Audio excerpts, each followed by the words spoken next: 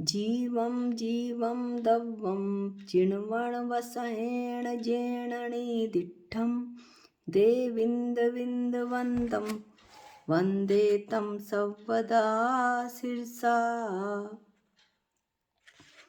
हम द्रव्य संग्रह नामक ग्रंथ का अध्ययन कर रहे हैं, जो आचार्य श्री नेमी चंद सिद्धांती देव द्वारा रचित है।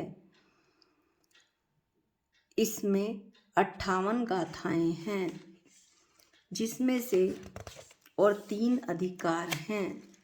पहले अधिकार की 27 गाथाओं का वर्णन हमने कर लिया था। दूसरे अधिकार में 11 गाथाएं हैं। 11 गाथाओं में से हमने जीवादि 7 तत्व, जीव, अजीव, आश्रव, बंध, संवर, निर्जरा और मोक्ष का वर्णन कर लिया था। जीवादि 7 तत्व तथा पुण्य पाप सहित 9 पदार्थ हो जाते हैं। तो आज हम जो गाथा 38 का अध्ययन करेंगे, उसमें पुण्य पाप का स्वरूप की बड़ी मनोरम व्याख्या की गई है। इस तरह से आज हम गाथा 38 का अध्ययन करते हैं।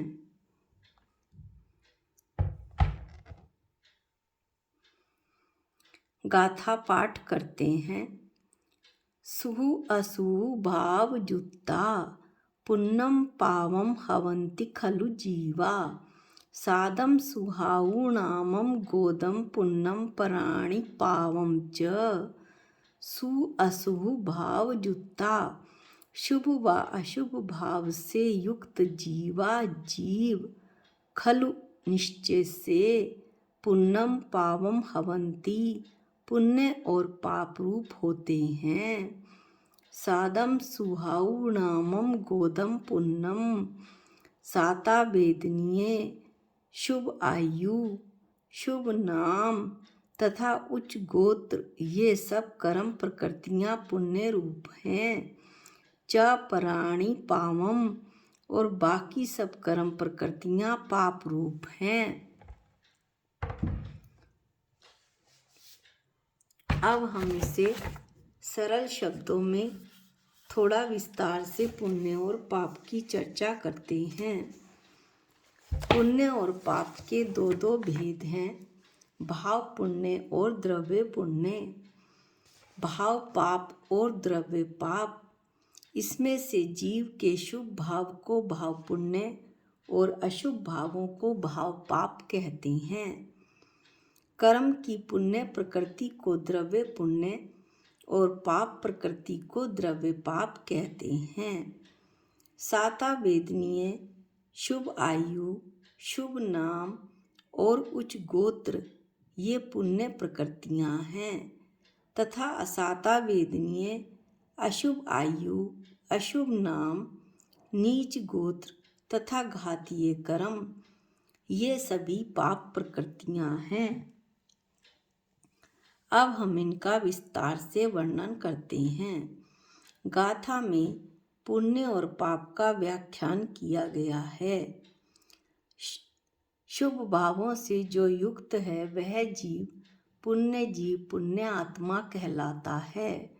अशुभ भावों से युक्त जीव पापात्मा कहलाता है।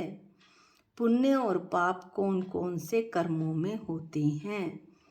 8 मूल कर्म हैं, जिसमें से 4 तो घातीय कर्म हैं और 4 अघातीय कर्म। ज्ञानावरण, दर्शनावरण, मोहनीय और अंतराय, ये 4 घातीय कर्म हैं। ये चारों ही कर्म अशुभ कर्म होते हैं। इन कर्मों में शुभ और अशुभ का भाजन नहीं होता। ये सब कर्म की पाप प्रकृतियां कहलाती हैं, क्योंकि ये सब हमारी आत्मा के ज्ञान, दर्शन, सुख और वीर्य गुणों का घात करती हैं। शेष जो 4 आघातीय कर्म हैं, आयु, नाम, गोत्र और वेदनीय, इनमें पुण्य और पाप दोनों का भाजन होता है। जैसे आयु कर्म 2 प्रकार का, पुण्य रूप भी और पाप रूप भी। नाम, गोत्र और वेदनीय भी दो दो प्रकार के होते हैं। इस तरह से आयु, नाम, गोत्र और वेदनीय, इन 4 कर्मों में पुण्य और पाप का भाजन होता है। अब हम देखते हैं कि कैसे होता है। वेदनीय कर्म में जो साता वेदनीय है वह तो पुण्य कर्म है। साता का अर्थ है जिससे आपको सुख मिलता है, वह साता वेदनीय कर्म होता है। पुण्य के कारण से हमें सुख मिलता है। वेदनीय कर्म के 2 भेद हैं, साता और असाता, जिसमें से साता शुभ और पुण्य और असाता अशुभ या पाप हो गया। अब दूसरा है शुभ आयु। कुछ आयु शुभ होती हैं और कुछ आयु अशुभ होती हैं। आयु 4 प्रकार की होती हैं, मनुष्य आयु, त्रियंच आयु, देव आयु, नरक आयु। इसमें से नरक आयु ही अशुभ होती है, बाकी तीनों आयु शुभ होती हैं। मनुष्य, त्रियंच और देव आयु शुभ होती है। अब गति का वर्णन है। गति भी 4 प्रकार की, देव गति, मनुष्य गति, त्रियंच गति और नरक गति। इन गतियों में 2 गतियां शुभ हैं और 2 अशुभ। त्रियंच गति अशुभ है, लेकिन त्रियंच आयु शुभ है। इसका भी हम अध्ययन विस्तार से करेंगे। नरक गति तो अशुभ ही है। अब त्रियंच गति अशुभ है लेकिन त्रियंच आयु शुभ है, वो कैसे? गति का अभिप्राय है इस गति में ले जाने वाला जो कर्म है वह गति कर्म कहलाता है। जैसे कि त्रियंच गति में जो उत्पन्न कराए या जो त्रियंच बनाए उस गति को त्रियंच गति नाम कर्म कहेंगे। वहाँ पर आयु कर्म का क्या काम होगा कि जब जीव उस गति में पहुँच जाएगा यानी त्रियंच बन जाएगा तो उसके शरीर में आत्मा को, जीव को बनाए रखना। जितनी आयु है तब तक वहाँ आत्मा बनाए रखना, यह आयु कर्म का काम होता है। आयु प्राप्त होने के बाद वह आयु शुभ मानी जाती है, जैसे त्रियंच आयु। क्यों? क्योंकि कोई भी त्रियंच अपनी आयु का घात नहीं करना चाहता। त्रियंच कभी त्रियंच गति में भी मरना नहीं चाहता। इसलिए त्रियंच गति तो अशुभ है, क्योंकि वह हमें अशुभ गति में ले जा रही है। लेकिन त्रियंच आयु शुभ है, क्योंकि जो जीव वहाँ पर उत्पन्न हो गया त्रियंच में, वह उसी रूप में बना रहना चाहता है। इसका एक बहुत अच्छी कहानी दृष्टांत के रूप में दी जाती है कि एक राजा विष्ठा का कीड़ा बन जाता है। कीड़ा बनने से पहले ही उसे पता लग गया था कि मैं गंदगी का कीड़ा बनूंगा। एक मुनि महाराज ने उसे बतला दिया था कि वह बहुत दुखी होता है, जिससे कि वह बहुत दुखी होता है कि मैं तो ऐसे स्थान पर जाना ही नहीं चाहता जहाँ गंदगी का कीड़ा बनूं। तो उसने अपने बेटों से कहा कि देखो जब मैं अपने पाप कर्म के कारण कीड़ा बनूंगा तो मुझे उस पाप गति से जल्दी बचा लेना। तुम एक काम करना कि डंडा रखना, जैसे ही तुम्हें दिखे कि नाली में लाल रंग का कीड़ा आया है तुम उसे तुरंत मार देना। इससे मुझे गंदगी से छुटकारा मिल जाएगा। समय आने पर वह राजा कीड़ा बन जाता है वहीं नाली में। राजा का बेटा जब देखता है तो उसे मारने के लिए पहुंचता है, किंतु वह बचकर अंदर चला जाता है और मरने से बचता है। कहने का तात्पर्य यह है कि हर त्रियंच मरने से बचना चाहता है, उत्पन्न नहीं होना चाहता, लेकिन जब उत्पन्न हो गया तो उसी में ही रमना चाहता है। इसलिए त्रियंच आयु शुभ है, क्योंकि त्रियंच मरना नहीं चाहता। केवल नरक आयु ही अशुभ होती है। शुभ आयु में शुभ पने के कारण ही जीव वहाँ रहना चाहता है, जैसे त्रियंच गति में। मनुष्य आयु भी शुभ आयु है। मनुष्य भव में भी चाहे वह कैसा भी हो, अपाहिज हो, विकलांग हो, कोई बालक हो, जन्म लेने के बाद बिस्तर पर ही पड़े रहे, लेकिन जीवन तो चल रहा है, क्योंकि आयु कर्म है।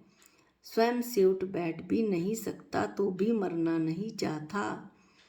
इसी दुख के साथ वह अपना पूरा जीवन निकाल देता है। इसलिए मनुष्य आयु भी शुभ है और त्रियंच आयु भी शुभ है।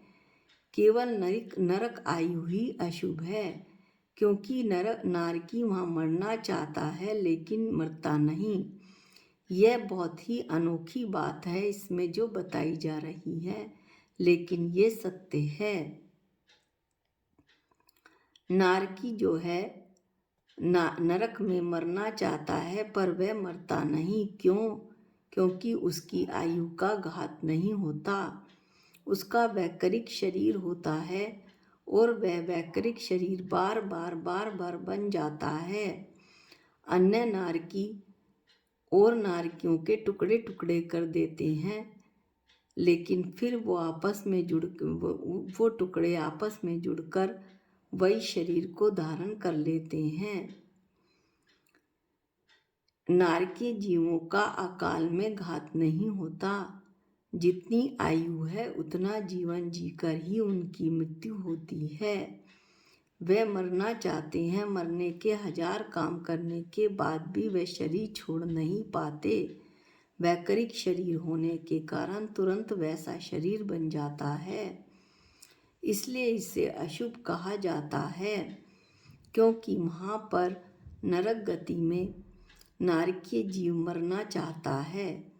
इस प्रकार चारों आयुओं में 3 तो अशुभ है, लेकिन 3 तो शुभ है, लेकिन 1 अशुभ है। मनुष्य, देव और त्रियंच शुभ हैं और नारकी जो है वो अशुभ है। नारकी आयु अशुभ है। नाम कर्म के भेद तो बहुत हैं। तत्वार सूत्र के 8वें अध्याय के 11वें सूत्र में 93 भेदों को बताया गया है। इसमें से कुछ पुण्य रूप हैं और कुछ पाप रूप हैं। नाम कर्म की कुछ प्रकृतियां शुभ हैं और कुछ अशुभ। इनका वर्णन हमने श्री जैन सिद्धांत प्रवेशिका में 148 कर्म प्रकृति पढ़ते हुए बहुत अच्छी तरह से कर लिया था। गोत्र कर्म 2 प्रकार का होता है, उच्च गोत्र और नीच गोत्र। नीच गोत्र अशुभ और उच्च गोत्र शुभ होता है। जिस कर्म के उदय से उच्च कुल मिले, दीक्षा के योग्य कुल मिले, उसे उच्च कुल कहते हैं। जिसके उदय से लोक में पूजित हो, लोक में जिसकी मान्यता हो, ऐसे उच्च कुल में जब जन्म होता है तो वह उच्च गोत्र कहलाता है। और नीच कुल में जन्म हो, जिसकी लोक में मान्यता ना हो, तो वह नीच गोत्र कहलाता है। इस प्रकार गोत्र कर्म के भी 2 भेद हुए। ये सभी पुण्य और पाप के भेद हैं। इस तरह से पुण्य और पाप का भाजन हो जाता है, जो इस गाथा में बताया गया है। आज हमारा ये दूसरा अधिकार 38वीं गाथा के साथ समाप्त होता है। अगले वीडियो में तीसरा अधिकार शुरू होगा, मोक्ष मार्ग अधिकार, जिसमें 39 गाथा से ये शुरू होगा। मोक्ष मार्ग अधिकार 39 गाथा से शुरू होगा। इसकी चर्चा हम अगले वीडियो में करेंगे। आज के लिए इतना ही। निज निधि निज में बताई, ये अनंत उपकार है। इसके लिए जिन वाणी माँ को वंदनानंत बार है, वंदनानंत बार है। सबको जय जिनेंद्र।